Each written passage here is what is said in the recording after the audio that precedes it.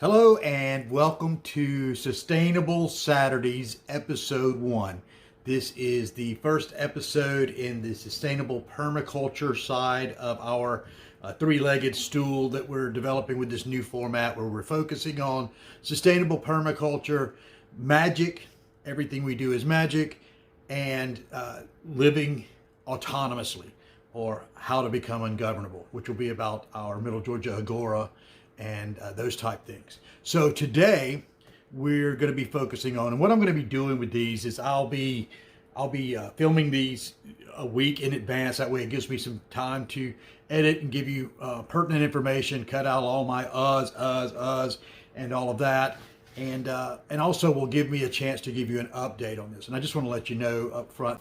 So for today, it's getting cold here in Middle Georgia. We're just starting to get temperatures into the mid 40s. And so it's time for me to really wrap up the greenhouse and get it in shape. And so I made a little trip to the Goodwill store, bought a couple of used blankets that I'll show you how they put up. But one of the neat things that I found at the Goodwill store is cable ties.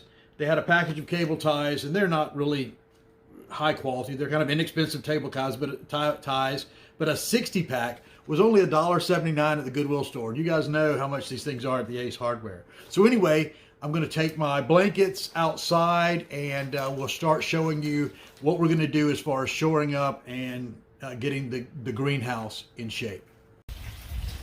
So I've already gotten some shower curtains hung in out there to kind of block some of the wind, but they're a little light. So what I'm going to do is I'm going to attach the thicker curtains inside of here and tie them off with the zip ties, and then that way it should give me a good wind barrier, at least in the two doorways in here. And then I'm going to use the other the larger blanket to section off this area a little bit, so that I can keep some of the warmth in here. And then I'll be bringing in some a means of warmth, and I'll show you that later on in the week as I bring in the clay pots, the terracotta pots. I'll use terracotta pot heaters underneath this bed here. That's my plan, at least. And this was Charlene's input of using the terracotta planter under there.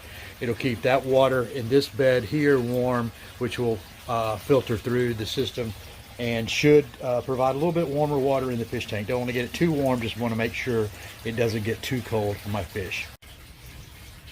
Okay, so this is a chair cover that I got from Goodwill, and again, this is part of sustainable permaculture, is reusing items.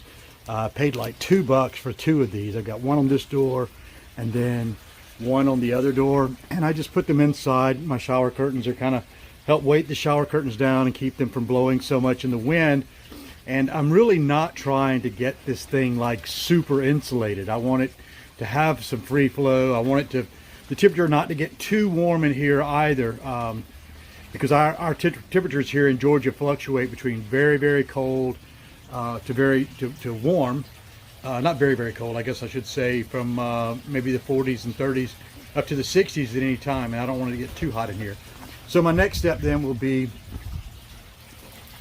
taking these panes of glass that have come out, and I'll be putting them back in these open areas, and also I've got some other panes that are loose that I'll be caulking in. So we'll get those done, and again, I won't be completely sealed, but I will try to get most of the areas that have air gaps, like these big windows here.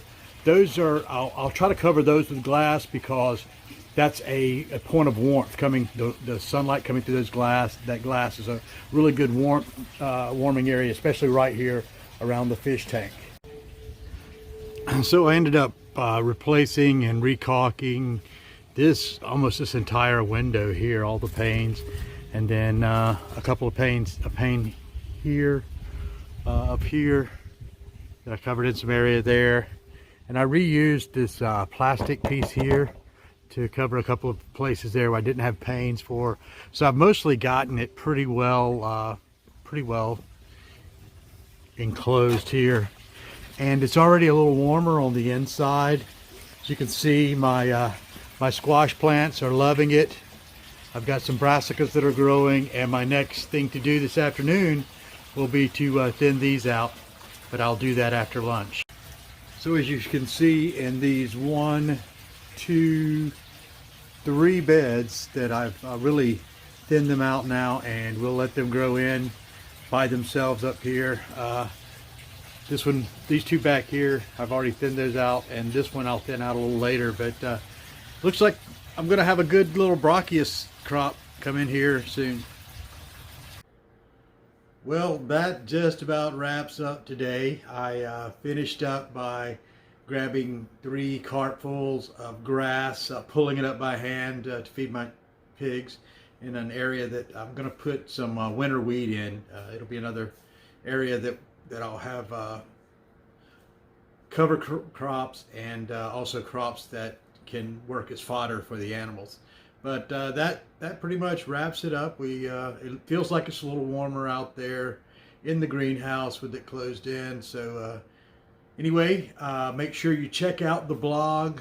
I'll have some more information on sustainable permaculture and what we're doing here at Buckwheat Farms to grow our food forest. Until next time, namaste.